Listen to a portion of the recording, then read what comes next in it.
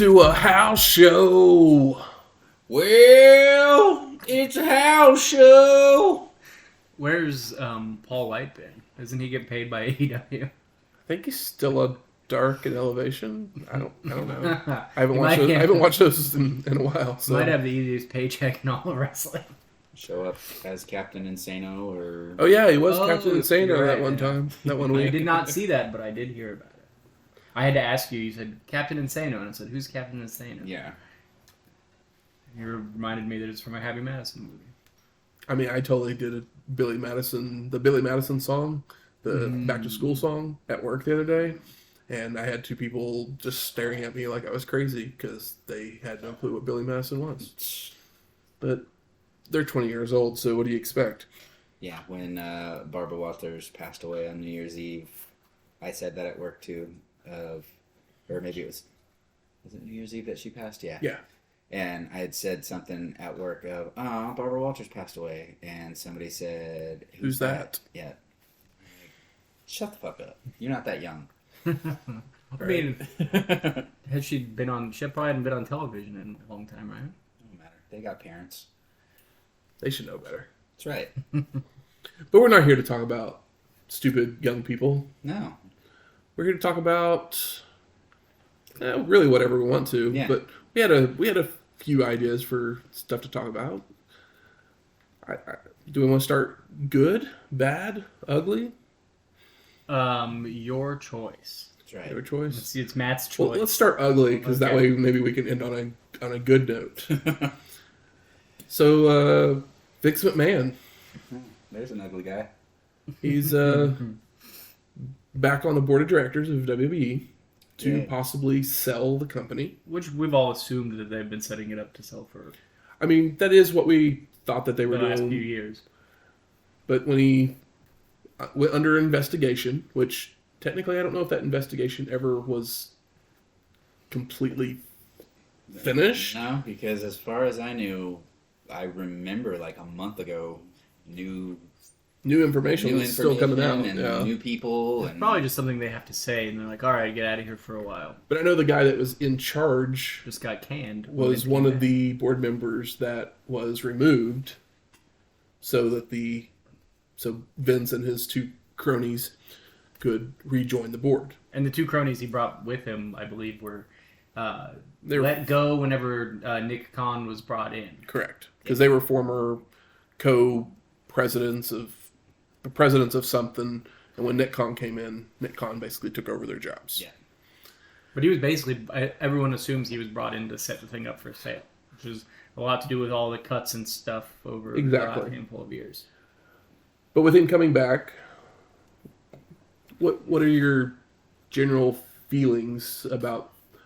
I mean, if anybody has, no matter what the guy did, it's his company, and when he's such a petty son of a bitch that if the thing's gonna sell, he's gonna be the guy to sell it. So that's what he's here to do. Yeah. And love it or hate it, can you blame him? I mean, he is basically Donald Trump. Like he's got the same mindset as far as full of himself and it's his way or the highway. He's just the cable television Donald Trump. He's been killing it on cable for decades, and he's not going to let somebody else sell this thing. Yeah. I still don't know what to think of it. I mean, if it sells, it sells. Yeah, I think the question is who is it going to sell to? Yeah. Um, And are they going to care enough to keep it going, or are they going to just shut Or it is he down? going to sell it with the caveat that he has to be in charge? Because there's I a can see lot. that. There's a lot of talk that is because I mean that's what Dana White did with the UFC. He sold it with the caveat that he was still in charge. Vince, I mean, I've read the reports are basically it would take $7 billion. No one's paying that. To buy all of the stock to turn the company back to private meaning it wouldn't be on the publicly traded anymore, which is probably chump change for the Saudis. Yeah. Which I think is what most people think is probably the most likely. It's basically Saudi Arabia, NBC, or Amazon. Probably are like the three things. Those are like the three options, really. No one else wants anything. Netflix is in there as well, but I don't know Maybe, Netflix. Maybe Elon Musk is going to throw a few more $1 billion at something that probably he wants to. I think that those three, like NBC's already been, you know, they have the network already and everything. Exactly. Like Amazon, obviously, there's tons of money there. And then Saudi Arabia, but like Disney wouldn't touch this with a fucking 10-foot pole. Disney has too many issues already with other things that. Yeah, and this also is like not something that they probably need. No one's gonna like the Undertaker's last ride. Fucking, you know, at Disney World is never gonna be a thing. There's nothing for them to mine from this. It does not really fit the mold or make the kind of you know, I do revenue. like where your mind went with that, though. It doesn't. Undertaker's last ride would be kind of cool. It doesn't print money the way that like Star Wars does. You can make as many bad Star Wars movies as you want, and it'll still print money. I have friends that thought that the last one was good, but. So you know that's a. But they're not. But yeah, but they're the kind of people that don't really watch movies either. They're just like, oh, it's a new Star Wars. I just assume it's good. I guess they didn't really think about it, but that's proof that it doesn't have to be good for it to make money. I mean, I guess until there is a sale, and I feel like probably the rehiring of people will probably be shut down, most likely. And possibly even people are let go again. Yay, budget cuts. Yeah. Because if they're going to sell, they're going to try and make their numbers look as good as possible, which means getting rid of people, obviously. We're going to bring Goldberg back for a full-time contract because that'll add an extra $500 million to the sale purchase. Sure. Because, you know, sure. They love those old-timers. Yeah.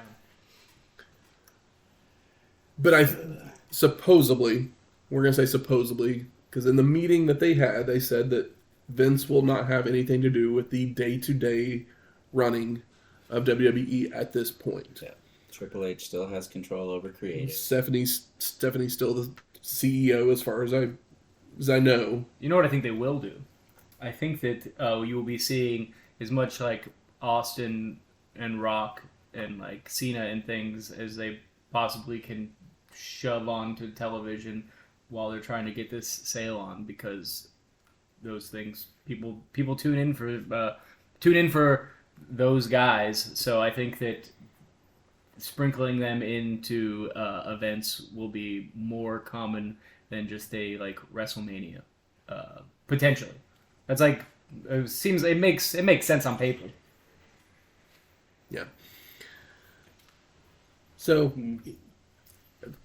that's kind of really all there is right now about it. But I just, it's an interesting topic to at least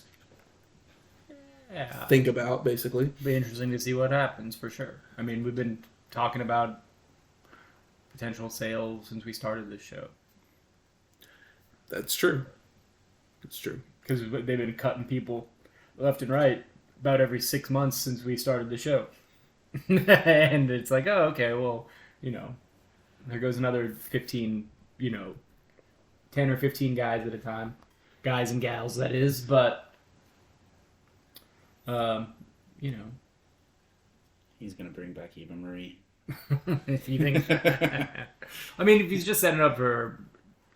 as long as he's not getting back into creative, it's probably a good thing. I mean, I think that is the immediate concern of most people. Yeah, that was my initial, great. Everything that we've been waiting to see what's going to happen over the last 6 months is immediately going to be killed because Vince is coming back and not going to like this or want to have a say in that. I mean, I literally made the joke that, because Jonah just showed up on WWE, but his former group over in New Japan just has a new leader.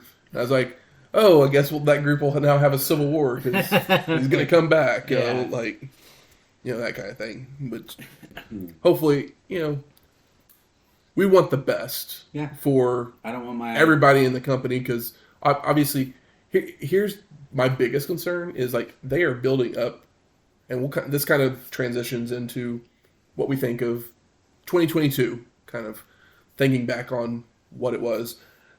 Sami Zayn, they're building him up as basically the top face underdog of WWE right now. With him being in this bloodline storyline. Him in the bloodline is really the only thing I think anybody's cared about for a while because it's good. Because it's legitimately good and it's done well. Yep. Thanks, Paul Heyman. But like, thanks, Sami Zayn, for being able to talk. But to turn negative just for a quick... But if they sell to Saudi Arabia... Yeah. Sammy's going to be asking out of that contract real quick. Yep. Yeah, absolutely. Because he already doesn't go over there anyways. Yeah. But let's... Moving on from the ugly. Yeah. Let's talk some good. What are some good thoughts about 2022? Is there anything that like sticks out, like that you enjoyed? A match, a pay-per-view, a certain wrestler that you enjoyed? I mean, for me, the return of Bray was fun. The whole build up to that with the little White Rabbit teasers and getting people involved, not just from inside the arenas and auditoriums where they're having the shows, but from home with the little QR codes and whatnot that you could try and figure out what the next step was, what's going to happen. So yeah, that right there has kind of held my interest over the last few months, waiting to see what exactly they're doing with this, with the potential of the Wyatt Six or a cult following or, who the hell is Uncle Howdy. I feel like it's been going on for a long time. It has. And I mean, he's, as far as I know, he's wrestled once at a house show. Yeah, I think he wrestled MSG over the holiday weekend. Yeah. So he's had one match so far since he's been back doing all this. Kind of scared about this Pitch Black I want to know more about it because I don't understand. You guys remember the red light cage match? Unfortunately. Yes. It wasn't the worst thing Bray Wyatt did on his last run. No, definitely not. No, that one intrigued me a little bit, but then it just everything stopped. I'm very curious what the hell they're gonna do there. What they're getting at? Yes. It's got to be. I like the fact that they're doing something with LA Knight.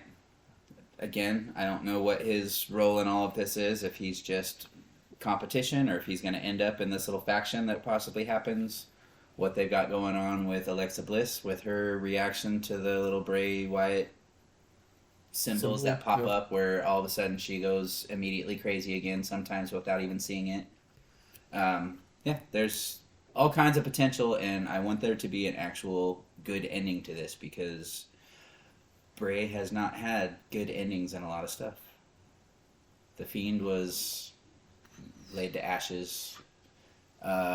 His original run just kind of went flat and dead. And for all the love that people have for him, it's never delivered, whether that's his fault or not. And it'd be nice for it to deliver, because otherwise it's like, do you get a fourth chance? He didn't ever need to be in the title picture as when he first came back as the Fiend. No. But he was so over that Vince just went, okay, sure, why not? That's good shit. Just sell masks. That's good shit. Mankind didn't really, Mick Foley didn't need the belt. He had he was a complete, when he was Mankind, he didn't need the belt. But then they turned him face, and he became kind of the ultimate underdog. Yeah. But he never had the belt for an extended amount of time. No. Just him winning it and the elation that everybody got out of it. I remember how I felt when it happened, and that's all anybody needed. They just needed to know that it could feel like it could happen.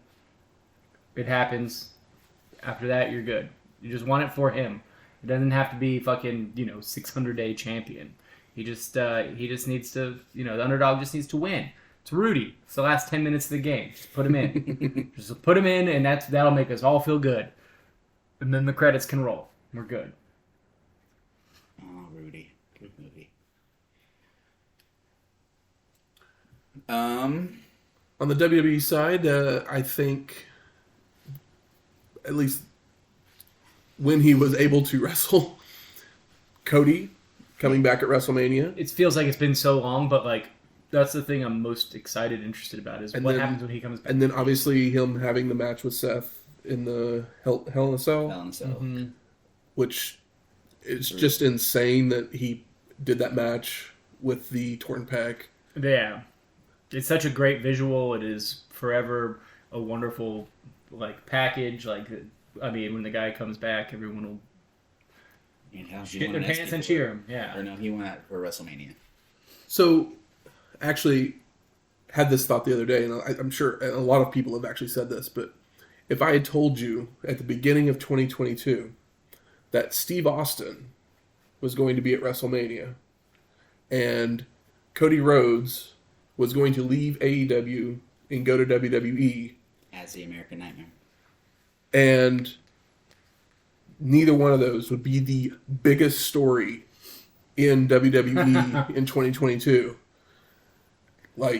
Yeah, neither of them are. Yeah. Austin came back and it was a good feel-good moment. Cody came in, but he felt like as soon as he showed up, he was gone because that injury just happened so quick that it almost feels like it didn't even happen. I forget about it, and then I'm like, oh yeah, I'm excited for when he comes back, but it doesn't even feel like he's part of the company because it's been so long. Yep. And it makes me wonder what will his matches be like with other people, because so far they were great. The few he had were wonderful. Has he only wrestled Seth since he's been back? Seth. Okay. Seth I couldn't remember if he had any other. I mean, he may have had a match on Raw or something like that in between, but it's a TV match. Yeah. In WWE, which means absolutely nothing. So, but yeah, just looking back, just thinking that the whole Vince thing, him leave, and now we're literally at the beginning of 2023, and we're already oh, he's back. Woo. Yeah. Because I remember, so I think when the whole Vince thing happened, they had already announced the Raw that was going to be in Oklahoma City. Yeah. And I think all three of us looked at each other and were like, nope. Nah, we're good. But then the whole Vince thing happened, and Triple H took over, and we were like, well... Yeah, SummerSlam happened, and it was okay, enjoyable. Yeah, the first match was great. Becky and Bayley was wonderful. I was very pleasantly surprised. That was one of my... I didn't watch a whole lot of WWF this year, but I remember tuning in for that match and being pleasantly surprised. I was like, hell yeah, this is what I'm looking for. But I mean, the change in direction at least got us into the building to watch a Raw. Because I literally was like, I will never, after the SmackDown experience that we had, I was like, there is no way I'm going to sit through a 3-hour Raw. Oh yeah, the 2-hour one was bad enough. Exactly. Yeah. I sat through 2 SmackDowns in 2021, I think. One in Tulsa, one in Oklahoma City, or maybe I'm wrong. Maybe it was a 2020 into 2021. I don't know. Either way, I gave them way too much money for shows that I would immediately put at the bottom of the podcast list of do not watch this. Or maybe I put them at the top of do not watch this because they were just dog shit. The experience itself sucked. But then we went in the Triple H era and I had a good time. Loved it. It's a little better. Plus, we got free tickets. Yeah. Thanks, Jeff. Nice so that seats. helps a lot. I would have paid for the Raw after watching the show. I would have given them money for it. I would have paid what I paid for front row seats for the SmackDown shows for the seats that we had, because you didn't have some dickhead in front of you telling you to sit down, put your hands down, don't look that way, stop looking at me, making some kid cry because he was too big, 10-year-old, 12-year-old, whatever he was, too heavy, and the person back in Gorilla made them bring him a t-shirt to put on because he was too big for the tank top he was wearing. Oh, Even Jesus. though This sounds awful. yeah, it was a shit experience, and that's part of what keeps twinkling in my brain after the announcement of Vince coming back is, are we going to go back to the same shitty shows that we've been watching all those years before? Are we going to have the same frustration that we do if we go to a live event, or will things stay the way that they are right now, where they are more enjoyable? The superstars are having more opportunities and actually enjoying themselves in the ring, or at least appearing to enjoy themselves, as opposed to just getting out there, forgetting their lines, fumbling over some scripted thing that they're supposed to say, or being buried because they're a small guy. Well, enough about WWE. Let's move to Japan. Yeah. That's the only place I live anyway. That's Michael's love. This year, New Japan has slowly started to open up a little bit. Some highlights were Best of the Super Juniors this year. We had some new talent in there. Yeah. There was Ace Austin, who I really, really enjoyed in the ring. Had, it was just a nice... Him and El Lindemann, I believe, were my two, kind of, favorite new things in Best of the Super Juniors this year. G1 was bigger than normal. Yeah. And it wasn't bad, but we haven't topped the 2019 G1 since COVID. The pacing, because since there was 4 groups, 4 blocks instead of 2, and instead of having each group go one night and then another group go another night, it was kind of like all interspersed. So the schedule was weird. Yeah, if you're a bit of a nerd, it was kind of harder to keep track of.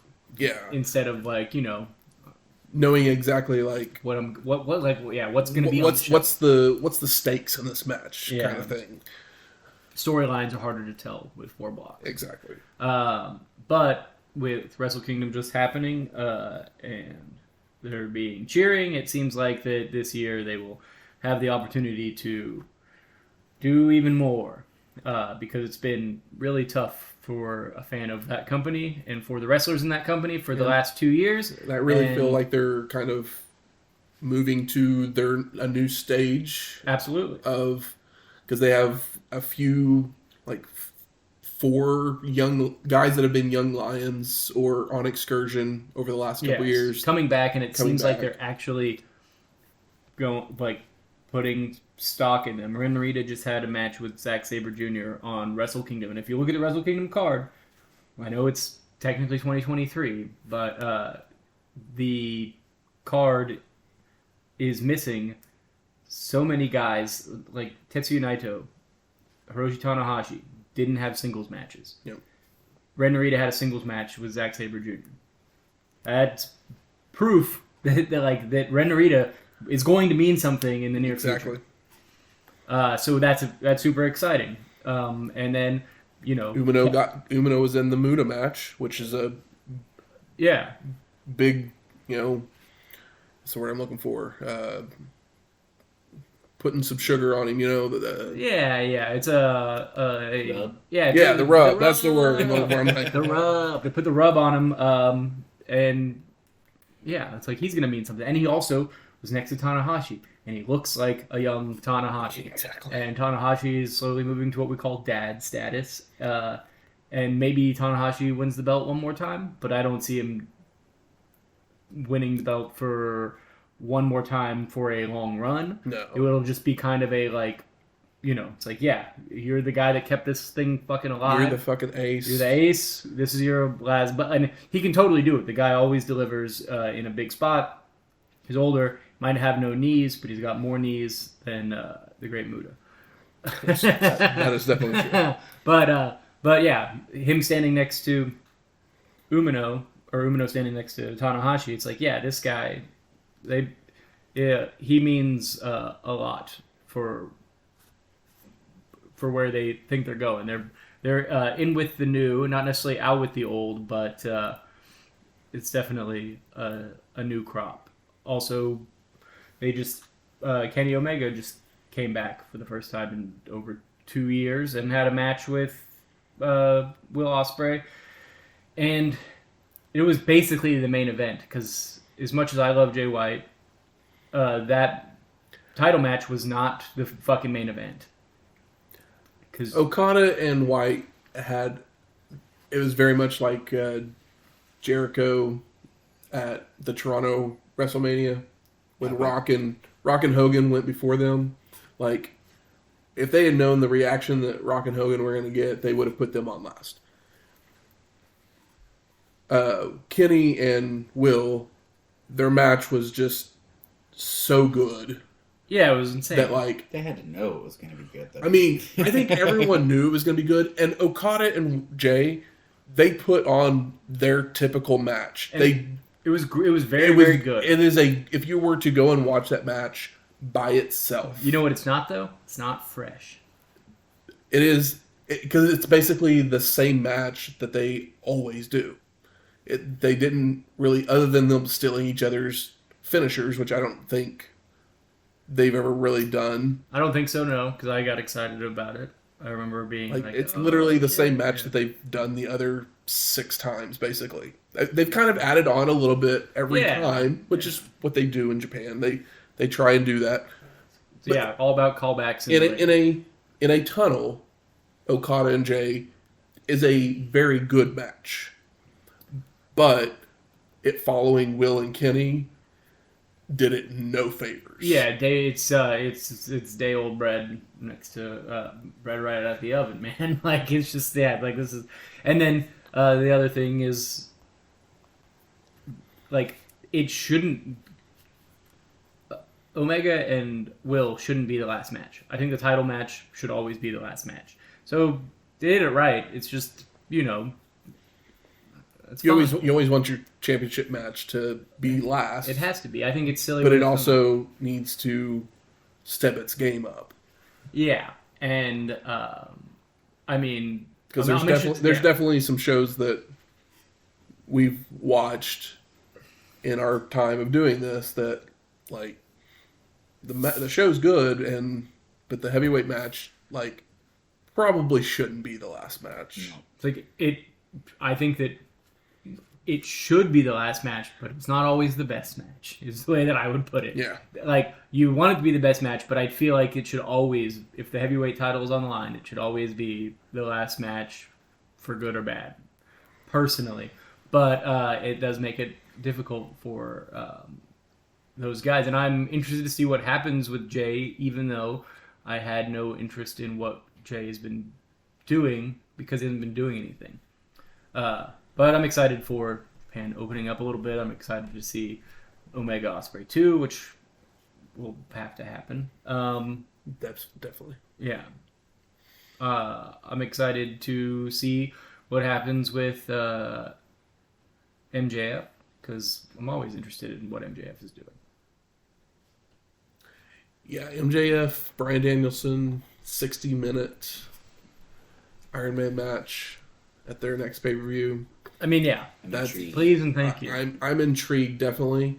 A lot of people are out there saying MJF doesn't have it to be able to go 60 minutes. I'm like, he went 45 with CM Punk. Like, also, I feel like he can find 15 more minutes with some sniveling, cowardly heel shit. Also, how can you even say that? The man doesn't wrestle that often, and for good reason, because he's a heel. He's like, I wrestled 7 matches this year. Yeah. It's like, you'll be lucky if you get fucking 6 next year.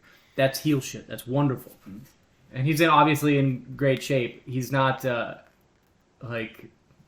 he is maybe the only man keeping up kayfabe in all of wrestling right now. Yes. Yeah. And that's why he deserves the goddamn belt. Yeah.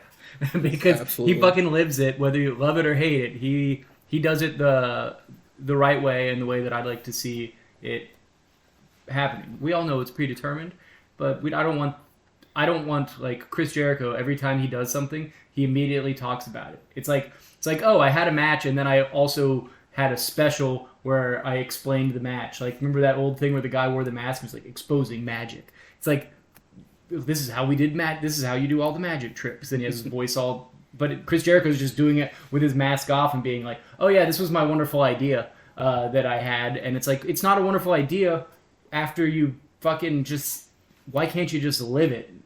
We don't need the book now. Give us the book in 10 years, 15 years, even a year and a half. Give it some time and treat it like it's... If you tell all your stories right now, nobody's going to ask you after you're retired. Exactly. Treat it like it's fucking real.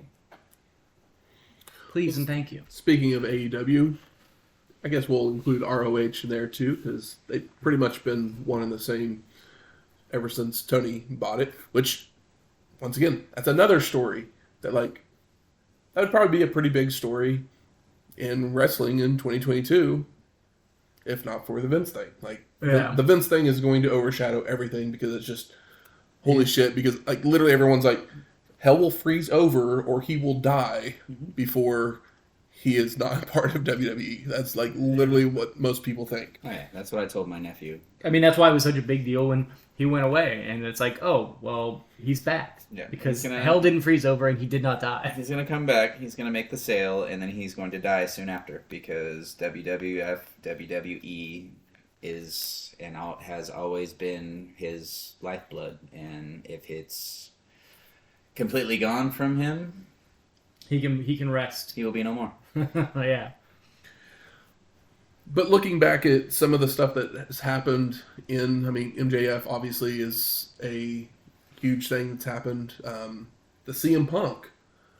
I mean, shit, we didn't even bring that up. Brawl out. Didn't even bring that up, and that was the biggest news until the Vince thing, and those are...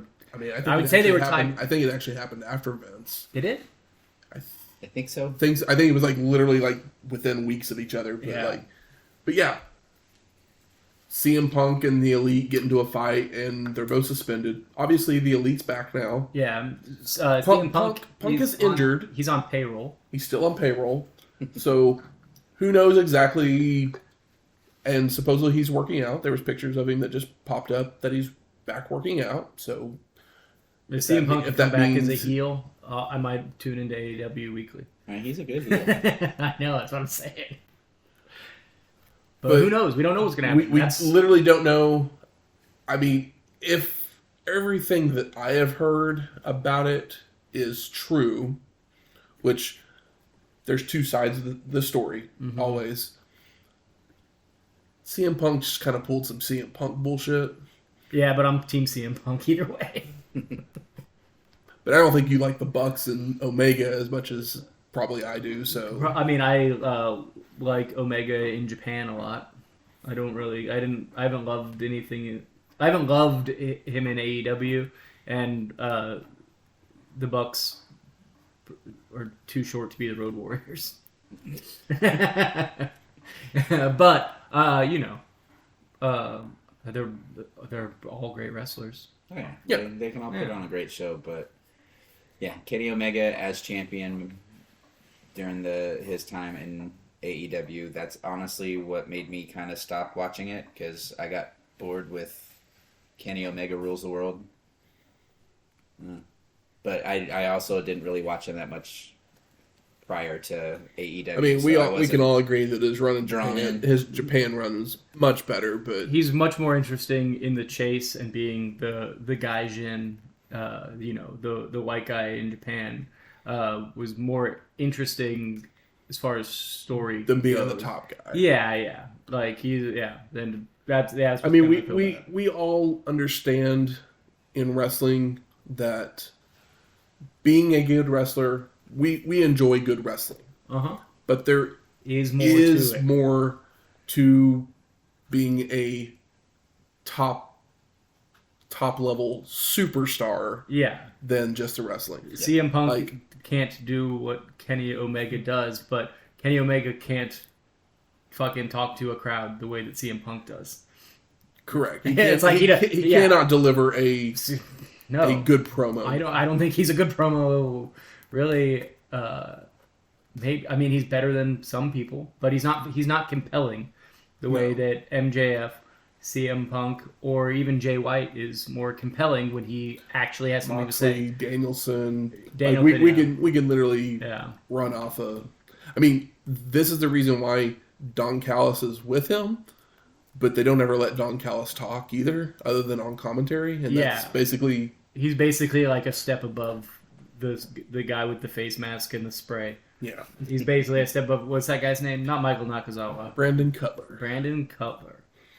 Yeah. I'm glad you knew the answer, because I would not have been able to help you there. For good reason. I'm a be in the elite watcher, so. Yeah. But looking at the sum of AEW some of their matches, including ROH. Obviously, Moxley had a great year, but Dax Harwood, possibly, he was up in my top 3 of wrestler of the year for this year. Yeah. Because FTR versus the Briscoes, all 3 matches were tremendous. They were appointment viewing, which was difficult. There wasn't a whole lot of appointment viewing personally in wrestling this year. Those were appointment viewing matches. It's like, if I'm home, I'm going to make sure to watch these matches live. If I'm not able to, I'm going to watch them as soon as I possibly can. But they were the ones that were legitimate appointment viewing for me as far as wrestling went. It's like, okay, when's the date for that? Let me put it in my calendar and try to watch it live if I can. And I watched 2 of the 3 live. So, Nice. Which one did you like the best out of the 3? 1 was the most exciting. I think 3 was my least favorite. So yeah, I'd probably go 1, 2, 3. But they were all, I didn't after 2. I wasn't like, well, I don't want to see 3. I still made it a point to make sure that I saw it. But it's hard to remember it exactly. 1 obviously was the most exciting, and I feel like 2 was probably up there. But I mean, 1 was a surprise. I mean, I think we all kind of knew that FTR and the Briscoes could have a good match. Oh, yeah. You knew they were going to throw down. But for them to like just blow it out and be like, "Oh, this is a match that you need to watch." Yeah, you could show that match to somebody that doesn't watch wrestling and be like, "Hey, watch this. I know this isn't your thing, but if you've got 20 minutes, you might really enjoy this if you allow yourself to, take it in without, doing that cynical non-wrestling guy thing where you're just like, We then get to the second match, which is a best 2 out of 3 falls match. Mm-hmm. So the hype for that one is, like, I know I was super looking forward to it, and I think it exceeded my expectations. Definitely. So I think I like 2 slightly better than 1. I think 2 is a better match than 1, but 1 does just come out of nowhere. 3, through the roof, like, this is going to be like the greatest tag match of all time. Yeah. And I just didn't love it as much. Well, I mean, it's like, okay. It's still a really good match. First match is a tag team match. Second match is Iron Man. 2 out of 3. 2 out of 3 falls, not an Iron Man. And then the last one is a double dog collar. And I'm like, double dog collar feels a little like 2 dusty roads for 2022. You know what I mean? It feels a little too like, and it was good, but I think I would have preferred to just see these guys have a tag team match. I don't know what gimmick I would want to put on it. That's the thing. But they kind of build up, I guess. I think any other gimmick that they would have done would have taken away from the wrestling of it. Yeah. Because, like, the only other thing I can think of them doing is maybe a ladder match. I don't want that. I'd rather have I don't need to see those 2 teams in a ladder match. No. They're not the kind of teams that you want in that kind of match. No. I mean, also for FTR, I mean, those 3 matches alone, but then FTR also went over to London at one point and faced Aussie Open on Royal Quest. And kind of going back, Aussie Open has like been like this new breath of fresh air in the tag division. Yeah, Like, they came into New Japan before the pandemic. And then one of them got hurt. Okay. And then they were just gone for like 2 years, basically. Yeah. And then they just kind of showed back up at the beginning of this year. They joined United Empire with Ospreay. And those 3 guys had some awesome 6-man tag stuff that happened throughout the year. They had a one with the Lucha Brothers and Pac on AEW. That's right. That was awesome. then they set up the whole Will Kenny thing basically, and I literally called it. Like, as soon as they won the match, I was like, oh, they're setting up Will and Kenny for Wrestle Kingdom. And that's what they did in their 6-man tag for these trio belts that happened. But Aussie Open and FTR at that Royal, like, I honestly say that might be my favorite match I watched this year. Even with the FTR Briscoes being brilliant. They're brilliant matches. But the Aussie Open match might be my favorite. I did not watch the Aussie Open match. I didn't. I think Royal Quest was a Fight TV thing. It was, but it is on on World yeah, at this point. And I need to go back and check it out. Some other matches that I can think of that I really enjoyed, WWE, Gunther and Sheamus. Yes. Gunther finally actually got to show what Gunther can do. Yeah. Outside of in NXT. a WWE match. Yeah. And it was good because I've only ever really seen Gunther as Walter fighting guys that were like a foot shorter than him. So it was good to see him in there with somebody that was more his size that could actually brawl. It wasn't him and Ilya good, but it was really good. Yeah. It was really good for a match on a WWE branded show, because those Ilya matches were incredible. Yeah. Going back to Wrestle Kingdom of 22, Okada and Ospreay. Yeah, absolutely. It was the best match of that Wrestle Kingdom, and it's considered by Meltzer to be one of the best matches. You know, if you follow Meltzer, that kind of thing. It was the highest rated match that he gave all year long, up until Ospreay and Kenny at this year's Wrestle Kingdom. Yeah, Wrestle Kingdom to Wrestle Kingdom. Yeah, but a match that I'm sure some people probably didn't see was actually Shingo Takagi versus Tai Chi at it was a Taka Tai Chi Mania. Taka Tai Chi Mania. I need to watch that one. I really liked their what did they call it? The where they did how many counts? No, well, this one was a last man standing lumberjack match. They also earlier in the year had a 30 count where they pinned them and they just kept pinning them and they counted for as long as they did until they kicked out, and once someone got to 30. Yeah, it was a weird gimmick. It was a weird gimmick. But it's cool. But it makes was sense fun. when you see it. It was fun. But this one was just a last man standing, so they had to pin them and then a 10 count, basically. But that match, like, Michael knows this about me. Tai Chi was, like, lower level New Japan guy for me whenever I first started watching. And my appreciation for Tai Chi has grown over the last couple of years. Shingo Takagi is probably my favorite wrestler in New Japan. He's up. I mean, him and Will last year. That wasn't this year, I guess. And that match, just like, I was not expecting anything out of it, and love that match as well. Yeah, those guys have a good chemistry. Absolutely. I think that's kind of our thoughts on 2022. Yeah, I'm honestly pretty excited for 2023. I'm excited for Cody coming back.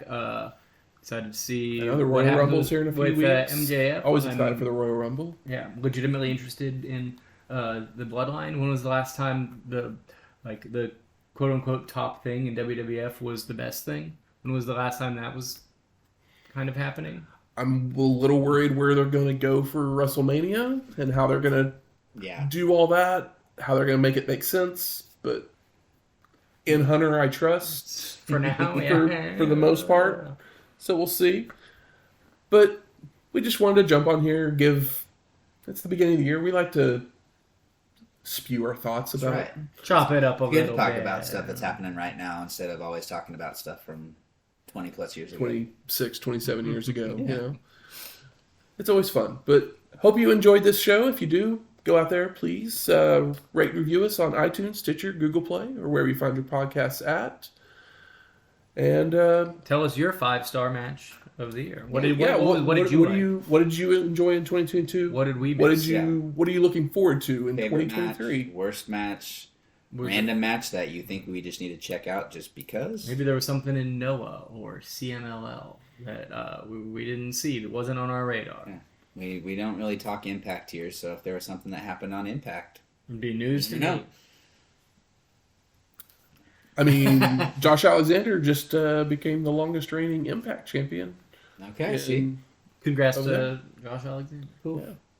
Mickey James is still going and he strong. Had like a 60, like there was a match that they just put on Impact. I'm like totally already did the goodbyes, but I'm gonna mention this one. Yeah. They did a 60-man Iron Man match. Josh Alexander and Speedball Mike Bailey, two incredible wrestlers that they're super underrated, basically, because no one probably knows really who they are unless you're just like deep into wrestling. And supposedly the match, I didn't get to see it, and I actually am gonna like go back and like find it and watch it here. Jog your memory a little next bit week, because I probably would have mentioned that match as something that surprised me, because like literally they're just like, this week we're gonna have a 60-man Iron Man match between these two guys, and it was just like, okay, because they're just good wrestlers, and that's why they did it. So, but like that, just you can give us some more recommendations. We always like them. Join in the conversation. Exactly. Talk to us. And we'll talk to you next time. Slide into them DMs. Laters.